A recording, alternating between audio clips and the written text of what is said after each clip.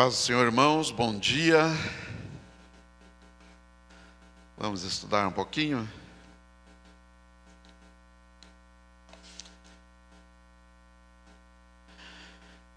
Esses nossos estudos, eles não podem, se nós queremos mesmo uma profundidade maior, nós precisamos, em casa, sempre dar uma buscada, principalmente nos textos da semana, que eles são assim ricos da palavra de Deus e é o que nos traz aqui assim, para realmente vermos qual é a mensagem que o pastor escreveu, aqui para nós. E o texto do pastor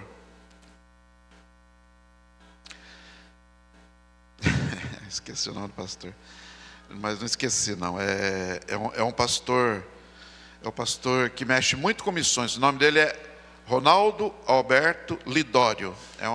No meio evangélico ele é muito conhecido, pelas missões transculturais das quais ele participou e participa até hoje.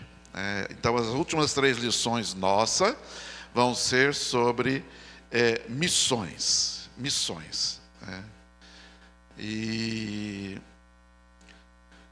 Spurgeon, ele escreveu, vou falar, não achei aqui.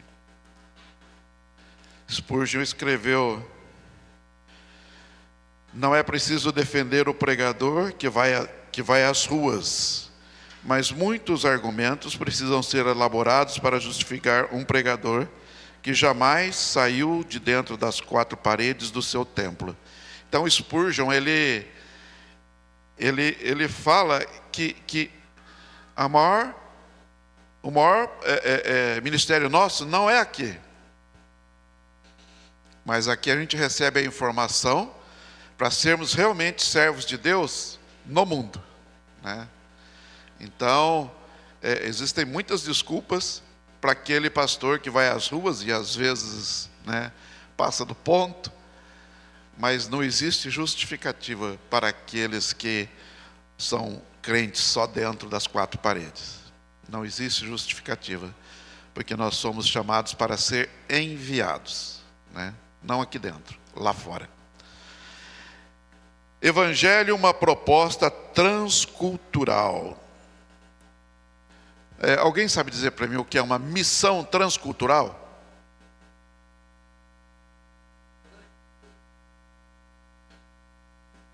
Bom, sim. Alguém tem mais alguma coisa? Bom, o conceito é o seguinte: missão transcultural, ela se refere ao estender do alcance do evangelho entre todas as culturas, entre as culturas, Então, às vezes a gente fala: mas será que eu vou ter que ir lá para a África, China? Não. Se você for aqui para Havaí, não é o litoral, é Havaí aqui, ó, pertinho. Ali tem uma tribo indígena. A minha filha, de vez em quando ela vai lá, e eles têm um trabalho lá, evangélico lá. E lá é uma outra cultura, é uma outra, eles vivem de uma outra maneira, Já se abrasileiraram bastante, como está muito perto assim, do povo, então eles já se tornaram iguaizinhos a nós. Mas, em outras palavras, é o trabalho missionário que se concentra em atingir grupos específicos que ainda não ouviram a mensagem cristã, adaptando a forma como a mensagem é comunicada para que seja relevante e compreensível entre eles. Ela implica em atravessar barreiras geográficas, barreiras culturais, linguísticas e étnicas. vai muito além da língua, né? Vai porque você estará entrando numa cultura que pode ser totalmente diferente da sua, e você tem que respeitar, né? Respeitar, né? A mensagem cristã, ela deve ser adaptada ao contexto, né? Ao contexto ali cultural daquele povo, levando em consideração o quê? Valores, né? Crenças, costumes, né? Para que eles possam receber ali a palavra de Deus, com respeito, com valorização, né, das culturas que sejam diferentes das nossas, né? E levar, né, a palavra de Deus, porque essa é a vontade de Deus. Ide por todo mundo, pregar o evangelho a toda criatura, né? Vamos aos textos bíblicos. 1 Coríntios 9, 18. Esse é o texto básico da nossa lição. Esse é o texto básico da nossa lição. 1 Coríntios 9, 18. O objetivo desta lição é compreender o que é o Evangelho e levar o Evangelho a todas as nações da terra.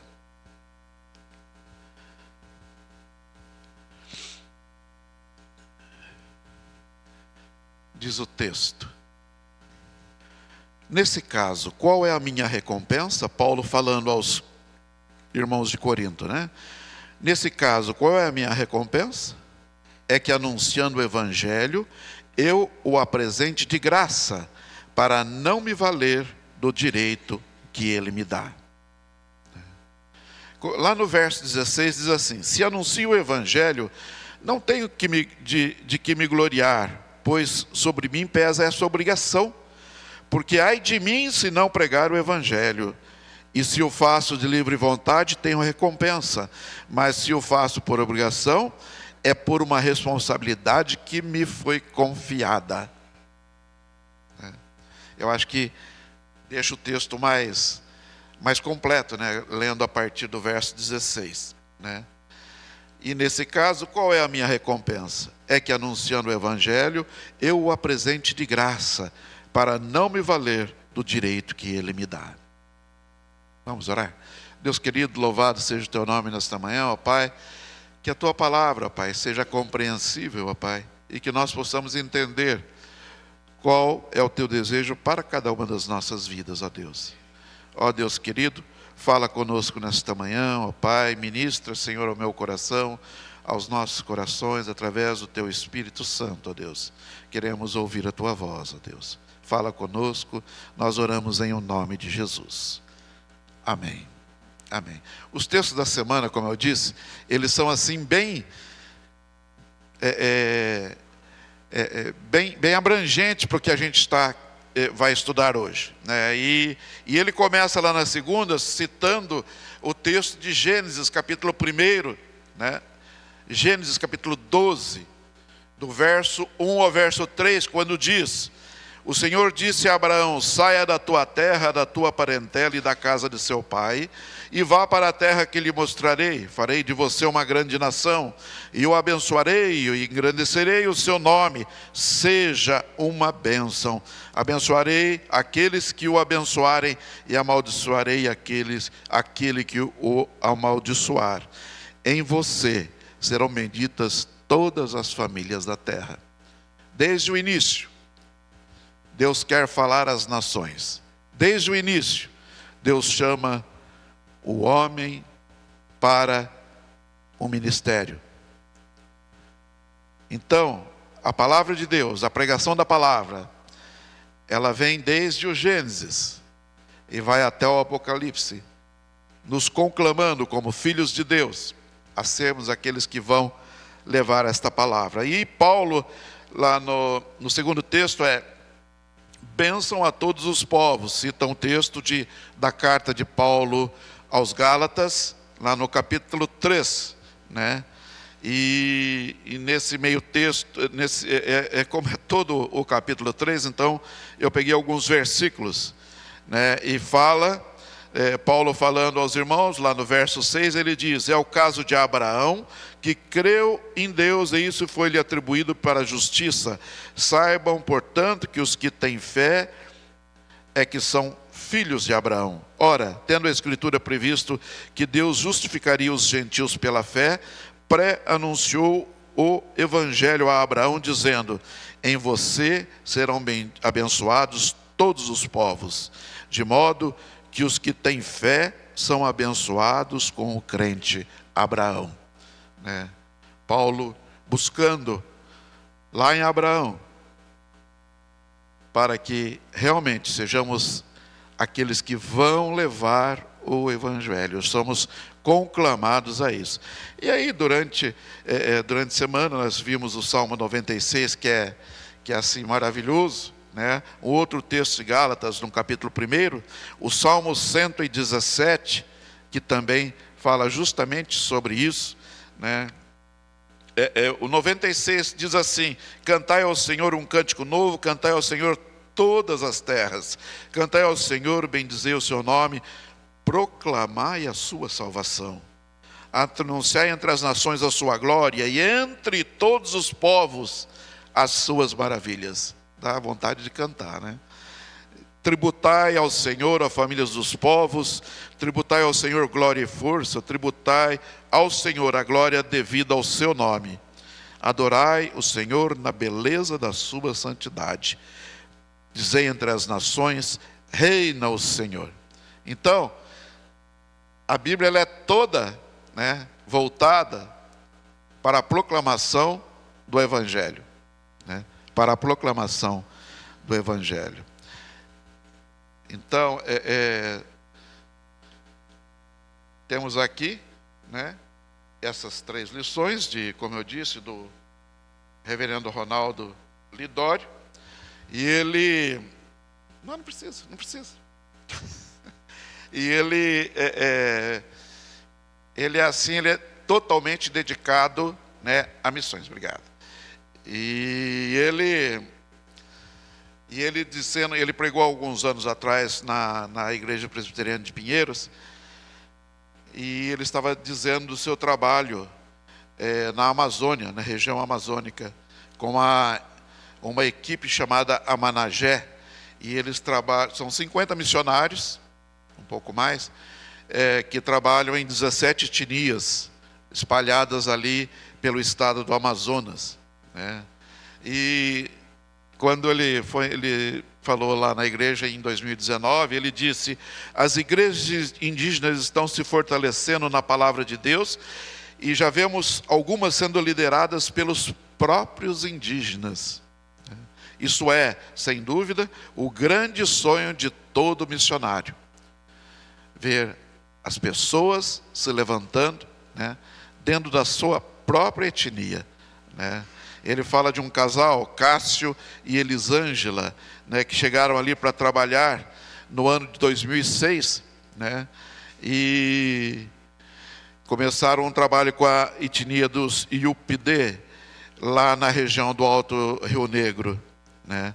Aprenderam a língua, né, colocaram essa língua no papel, fizeram um dicionário, foram pioneiros, desbravadores daquela região, e começaram ali a pregar o Evangelho, levando esperança e transformação através de Cristo Jesus para aquela etnia, né? Não é trabalho fácil, é passar tempo aprendendo a língua para tentar ensinar, falar de Jesus, e ali às vezes são 10 anos para começar a ter um que aceite a Jesus. E hoje ali é um trabalho assim maravilhoso, né? Maravilhoso. No Brasil são 99 tribos indígenas sem a presença de nenhum missionário ainda. Eles não têm um versículo, né, que seja da palavra de Deus na sua língua. Então, existe muito trabalho. Existem ainda 1.800 línguas no mundo que não têm nada, nenhum versículo bíblico, né? E o trabalho é grande, o trabalho exige empenho. Então, somos chamados a pregar o Evangelho e a despertar vocação, naqueles que possam ir e fazer a obra do Senhor nesses lugares. E ele diz aqui no texto, é profundamente preocupante a posição de missões dentro da igreja evangélica brasileira. E missões tem sido, esse tema tem sido debatido em congressos, exposto em palestras, discutido nas igrejas. Porém, preocupa-me a possibilidade desse tema estar se tornando, em grande parte, um mero modismo. Um mero modismo.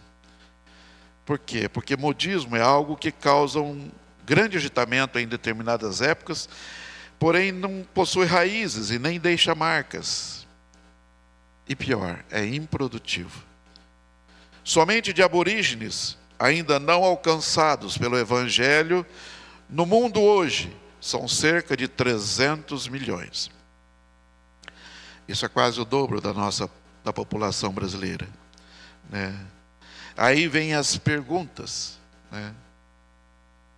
Onde estão os que têm se levantado para ir, movidos por uma ardente paixão pelas almas? Onde estão os que têm se levantado, dispostos a se desgastarem para levar o Evangelho até o último povo perdido sobre a terra? Onde estão os crentes de corações vibrantes que desejam se envolver? Sabe?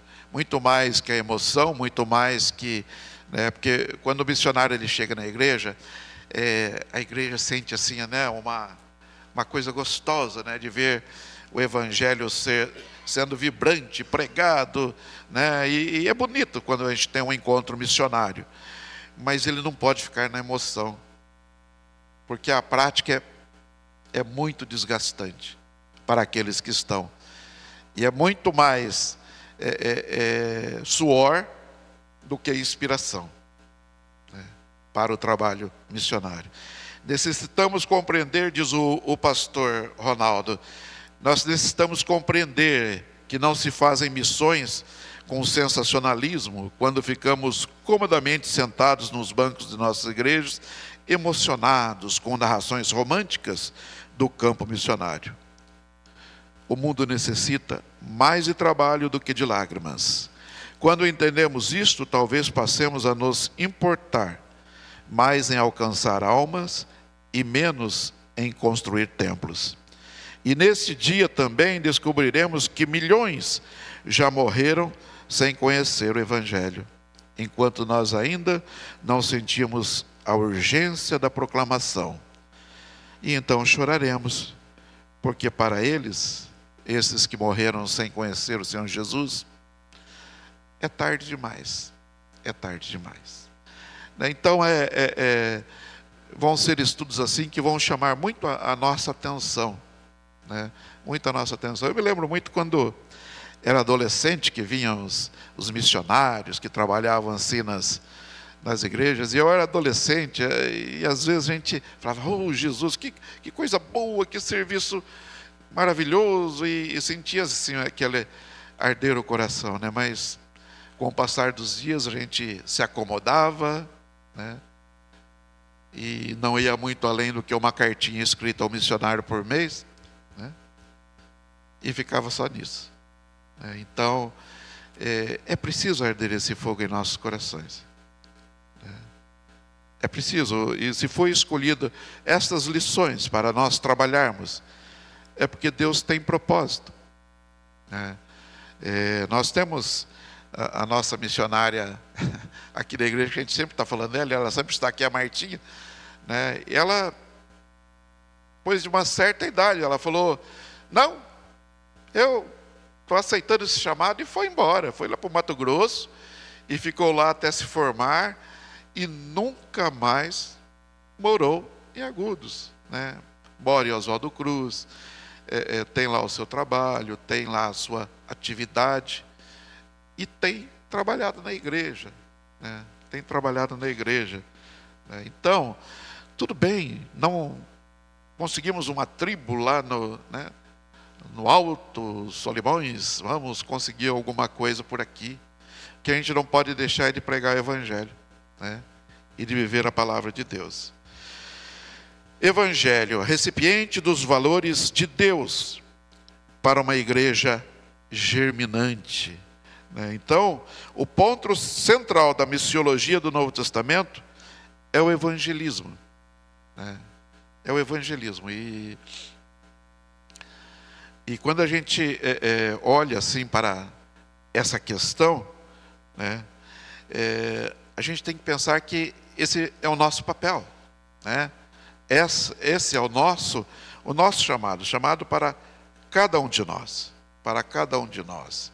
né? O pastor diz aqui: vamos, portanto, analisar e entender melhor este evangelho, já que ele é o conteúdo do evangelismo, né? E aí ele nos chama a voltar, quem estudou o texto em casa, há 2000 anos, né?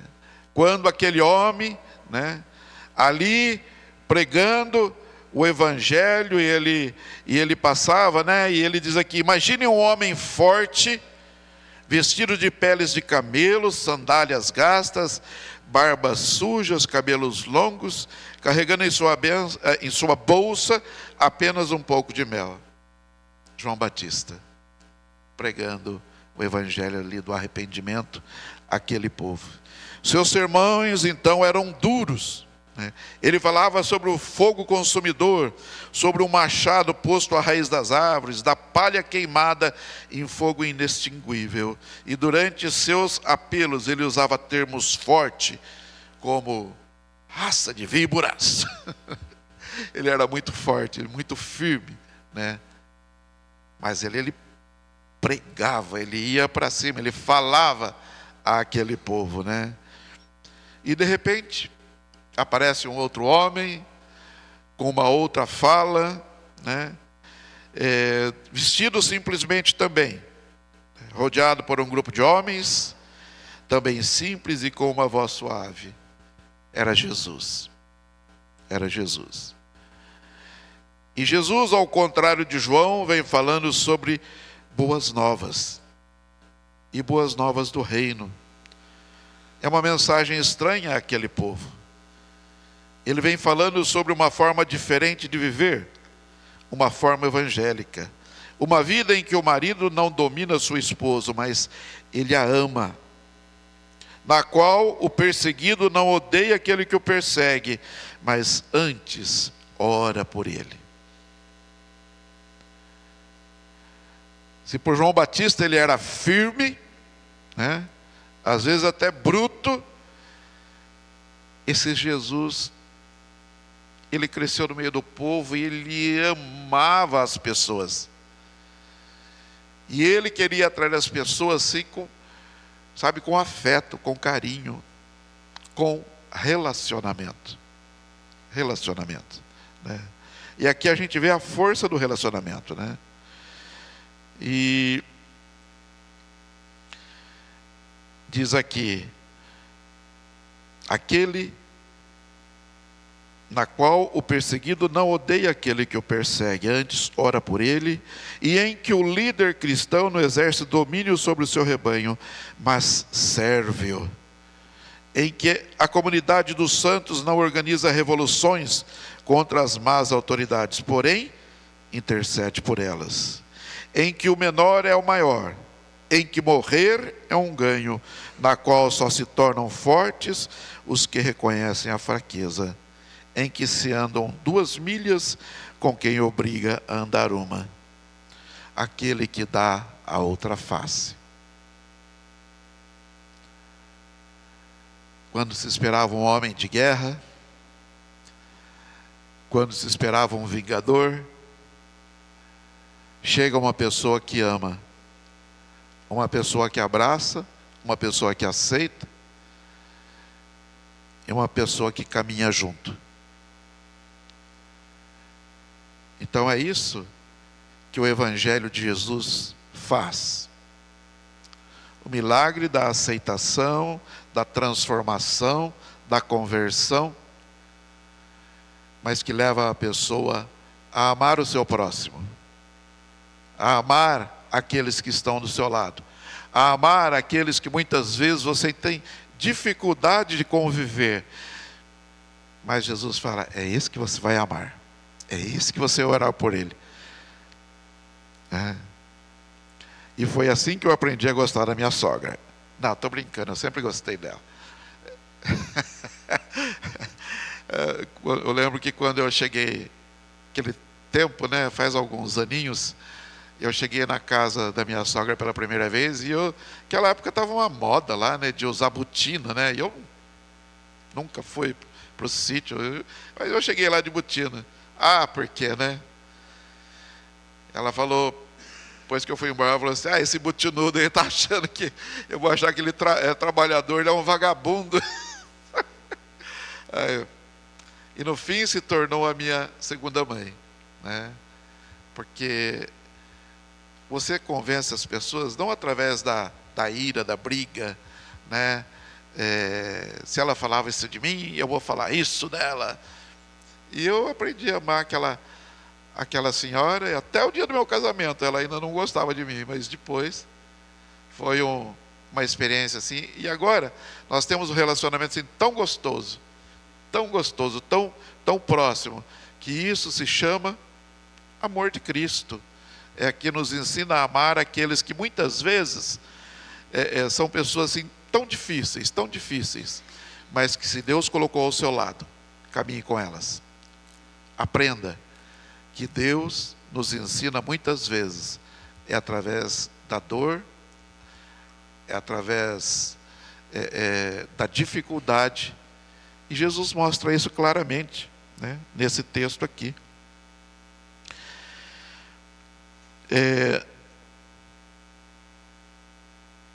E ele continua dizendo aqui, em que não há apego a este mundo, pois todos são peregrinos, na qual a terra natal é desconhecida, a garantia é uma promessa, e só alcança a vida quem primeiro morre. Isto é, o Evangelho é esse recipiente de valores a um povo, o povo chamado os do caminho, né? E Jesus, dentro destas pregações, enfatiza muito o reino. E até quando falava sobre o Evangelho, falava sobre esse Evangelho que é do reino de Deus, né? Então, há uma ligação entre duas coisas que veremos depois. Porém, o mais importante agora é entendermos que o Evangelho nos primeiros séculos era um recipiente dos valores de Deus, os quais reivindicavam um modo transformado de vida. Um modo transformado de vida. Então, o Evangelho de Deus não é teoria, o Evangelho de Deus é prática. O Evangelho de Deus é atitude. O Evangelho de Deus é atitude, né? Porque o que acontecia, os evangelhos que eles contam, eles nos falam de homens ricos que paravam de roubar para devolver o dinheiro até 4 vezes mais aos que foram por eles ludibriados. Esse evangelho fala sobre mulheres adúlteras que largaram suas vidas de promiscuidade e transformavam-se instantaneamente em testemunhas.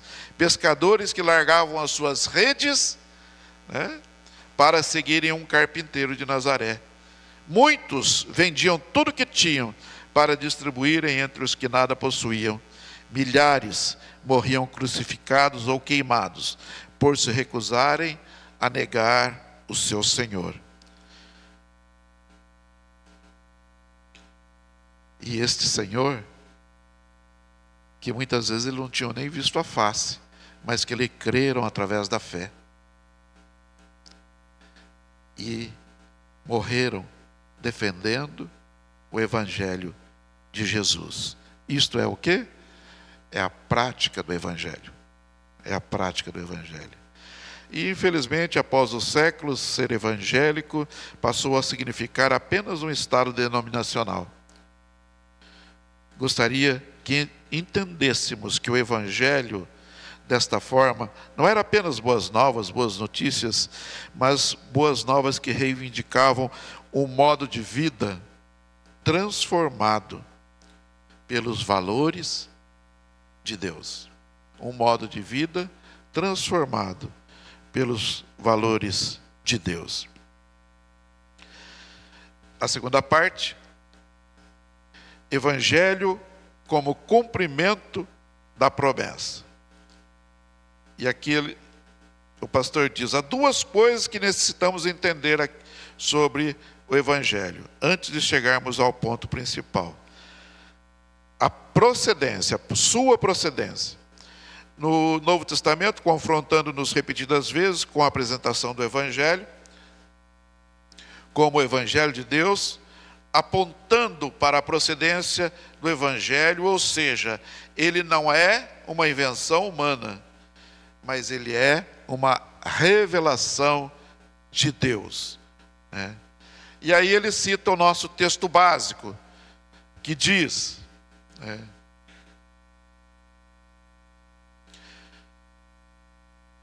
nesse caso, qual é a minha recompensa? É que anunciando o Evangelho, eu o apresente de graça, para não me valer do direito que ele me dá. Então, quando Paulo expressa que evangelizando propunha o Evangelho, entendemos a princípio que o conteúdo do evangelismo é o Evangelho.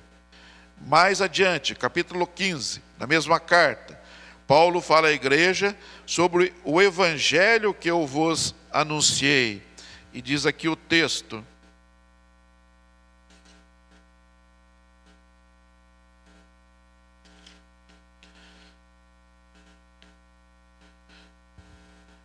lá no primeiro versículo de 1 Coríntios capítulo 15. Irmãos, venho lembrar-lhes o Evangelho que anunciei a vocês, o qual vocês receberam e no qual continuam firmes. Então, Paulo fala à igreja sobre esse Evangelho que eu vos anunciei, né? Evangelho que eu vos anunciei. E na sequência, no verso 3, ele começa a narrar sobre este Evangelho. O verso 3 diz assim: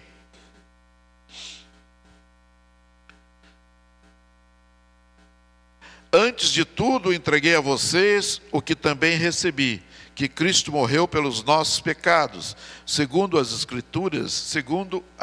Escrituras, e que foi sepultado e ressuscitou ao terceiro dia, ou seja, Jesus é o próprio Evangelho. E desta forma, nós começamos a entender o conteúdo do evangelismo é o Evangelho, e o conteúdo do Evangelho é o próprio Jesus. Jesus é o conteúdo do Evangelho, né? Jesus é o conteúdo do Evangelho. Nós fomos há alguns dias lá para Bauru, e eu fiquei impressionado com o trabalho que eles têm de missões, né? Eles têm colaborado e sustentado, ajudado pelo menos a sustentar missionários. Só para os irmãos terem uma ideia, tem um missionário, Emerson, que está na Tunísia. Na Espanha são 2 trabalhos missionários, um de um missionário Enoque e a sua família.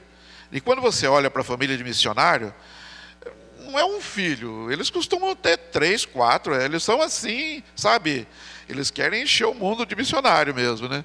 E uma boa parte deles são meninas. Eu falo, Jesus, olha onde está esse pessoal, né? Camboja, Robson e Aline e a família. E geralmente são crianças pequenas, né? No Tajiquistão, Alessandro e Márcia. No Quênia, está a missionária Ana Paula. Em Moçambique, está a Mériam, né?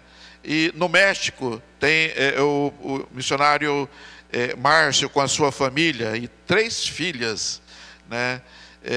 No Peru, Júlio e família. Portugal, Fábio, Roberta e família. Na Tanzânia tem 2 trabalhos com o missionário Paulo e a missionária Gisele e a sua família. e Rafael, Fernanda e os filhos. Tem no Timor-Leste, tem na Turquia. Então a gente fala assim, ô Jesus, né? O trabalho está indo, o trabalho está sendo feito, né?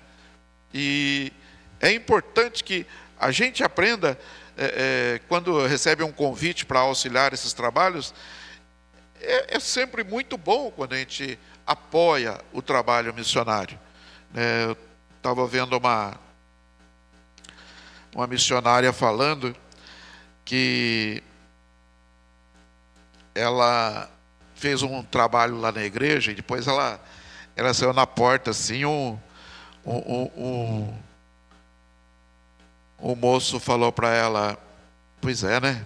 Emocionante o trabalho de vocês, né? Eu acho assim, é muito empolgante, mas esse negócio de ir de pregar o evangelho a toda criatura não é para mim, não. Isso daí, olha, é bonito de se ver, né? Eu até fiquei, né? Fiquei ali emocionado, mas não é para mim, não. Eu acho que ela devia estar bem empolgada, né? A missionária falou para ele, ai, que triste, né? Eu falei, por quê?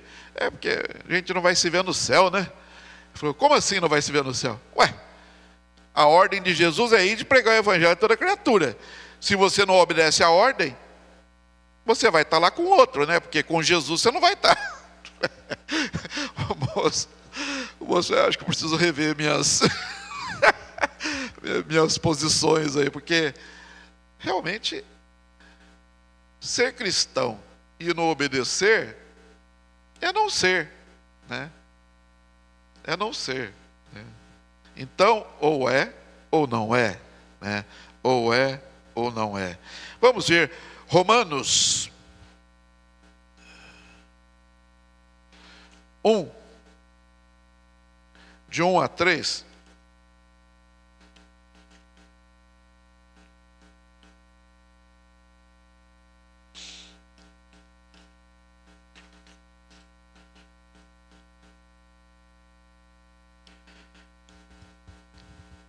Diz assim o texto: Paulo, servo de Jesus Cristo, chamado para ser apóstolo, separado para o evangelho de Deus, que ele, no passado, prometeu por meio dos seus profetas nas Escrituras.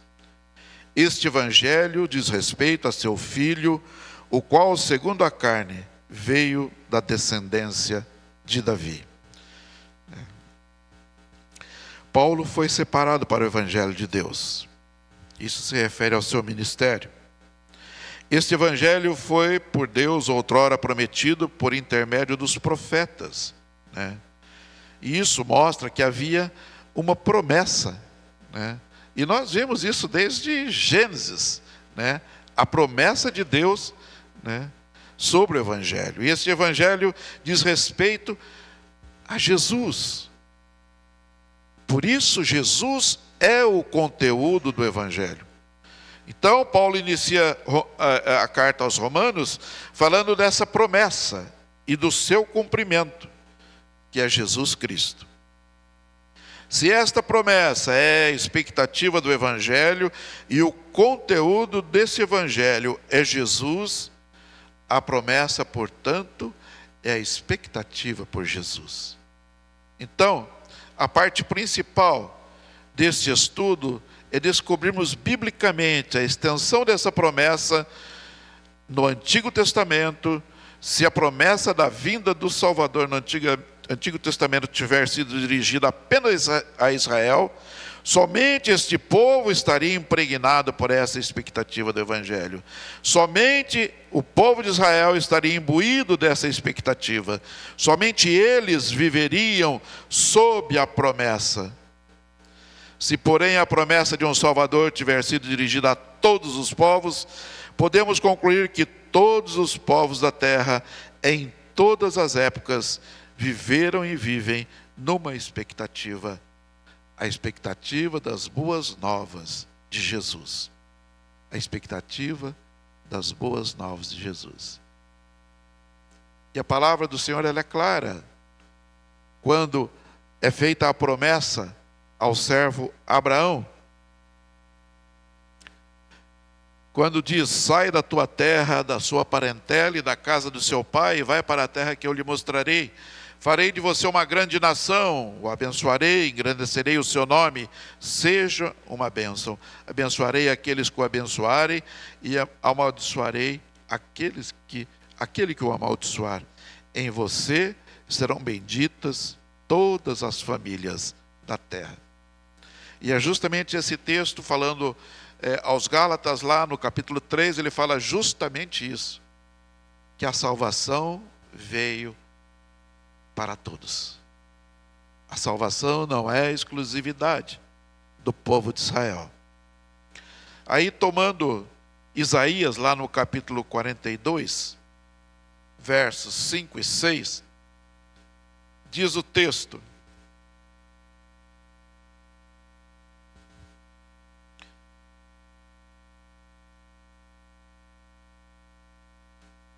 os irmãos percebem que eu tenho texto aqui, né? Porque são vários textos e eu gosto de vê-los.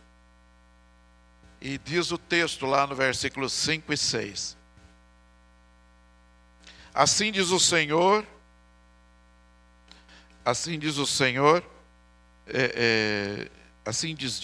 Deus, o Senhor, que criou os céus e a terra e os estendeu, que formou a terra e tudo o que ela produz, que dá fôlego de vida ao povo que nela está, e o espírito aos que andam nela. Eu, o Senhor, chamei você em justiça, e o tomarei pela mão, o guardarei, e farei de você mediador da aliança com o povo, e luz para os gentios. Então, como dos textos mais claros que falam da promessa central do Antigo Testamento, a vinda do servo do Senhor. Veremos o destino de tal promessa. E no primeiro versículo desse texto, se nós olharmos, Isaías 42, o verso 1, diz assim o texto: eis aqui o meu servo, a quem sustenho, o meu escolhido. Esse é Jesus.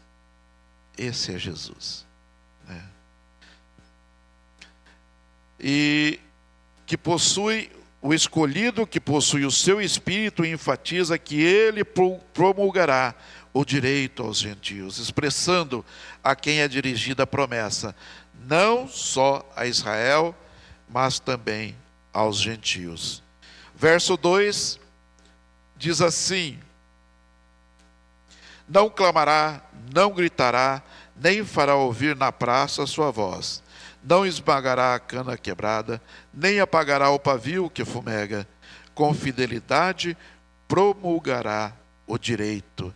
Nos versos 2 e 3, ele continua expondo sobre o seu servo. E no verso 4, ele afirma: as terras do mar aguardarão a sua doutrina, o que deixa claro que ele não se refere somente aos gentios que estão perto do povo de Israel, mas também aos que estão em terras longínquas, além mar. E no verso 6, Deus diz que fará o seu servo o mediador da aliança com o povo, referindo-se a Israel. Luz para os gentios, referindo-se aos povos de longe. E no capítulo 10, o resultado da promessa, ele diz: cantai ao Senhor um cântico novo, e o seu louvor até as extremidades da terra. Vós, terras do mar, e seus moradores. E seus moradores. Então, esta é a palavra de Deus, que veio para todos os povos. E ele conclui, dizendo: eu creio ser explícito nesse texto, como em tantos outros, que a promessa messiânica é plenamente transcultural. A evangelia estende-se até as extremidades da terra, onde haja terras do mar e povos de longe, e creio também que isto implica no fato de que todos os povos da terra, em todas as épocas, vivem em expectativa quanto a uma mensagem que possa saciar a sua sede do Evangelho. E Ronaldo Lidório, ele tem verdadeira paixão, né, por isso que ele faz, por missões, né? E uma das coisas que ele conta aqui quando ele estava falando lá aos irmãos da Igreja Presbiteriana de Pinheiros, ele fala assim, que no ano passado nasceu uma igreja no meio da etnia Yupidê, né, quando os índios ali começaram a aceitar Jesus. E olha só, esse ano eles já estão fazendo a primeira conferência missionária dentro da igreja dessa tribo, né? Então, ele diz, o negócio vai em sequência, o povo vai se convertendo, a igreja nasce, e logo depois já tem até conferência missionária, graças a Deus por isso, né? Então, e assim eles têm visto a mão de Deus em muitos lugares, muitas etnias, e entre os povos indígenas brasileiros, né? Então, por isso ele também desafia o povo de Deus, dizendo, são 99 tribos que ainda não conhecem o Evangelho. Não conhecem o Evangelho. Isso dentro do Brasil. Não é só que não tem uma igreja de Cristo lá. Não tem missionário. Ninguém com a intenção de levar o Evangelho do Senhor Jesus, né? Ninguém para levar o Evangelho. Eles conseguiram fazer a tradução do Antigo Testamento para a língua Limão-Pio, que é falada pelo povo Concomba. Esse povo é uma tribo que fica lá em Gana. E lá eles trabalharam, Ronaldo Lidório trabalhou por 9 anos, né, antes de vir para o Brasil para trabalhar na região amazônica. E lá eles traduziram em 2004 o Novo Testamento. E ele foi publicado aqui no Brasil pela Casa Editora Presbiteriana, né?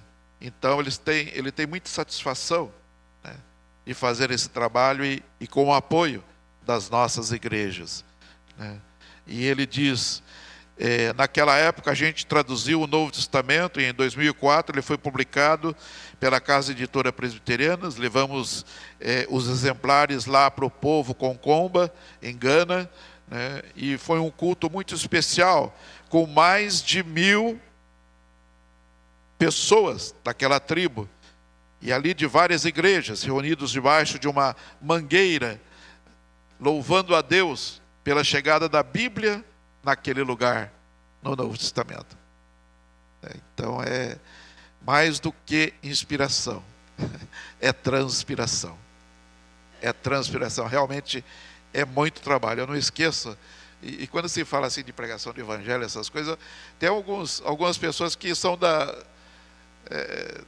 que passaram pela vida da gente, né? Eu lembro que tive uma época lá em Fartura que eu já fui carteiro, então eu ia lá entregar carta e tinha que pegar a assinatura, e chegava lá na casa de um pastor lá e falava, o pastor Manuel está por aí, eu preciso da assinatura dele. A irmã Sônia, a mulher do pastor, fazia assim para mim.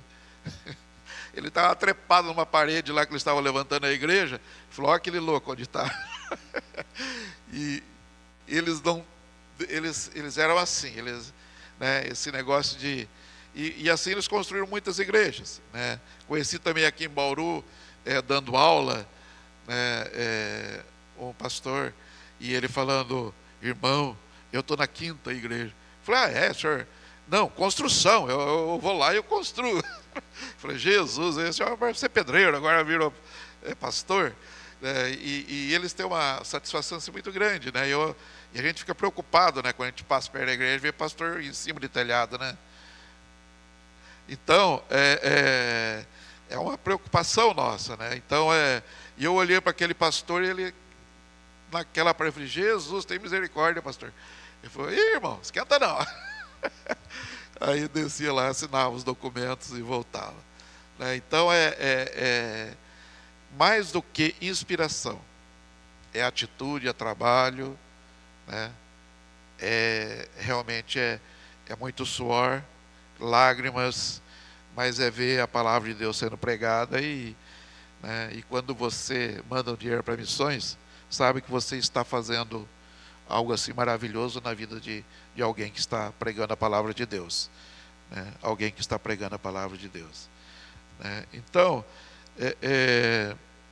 isso é muito bom, isso é muito gostoso, né?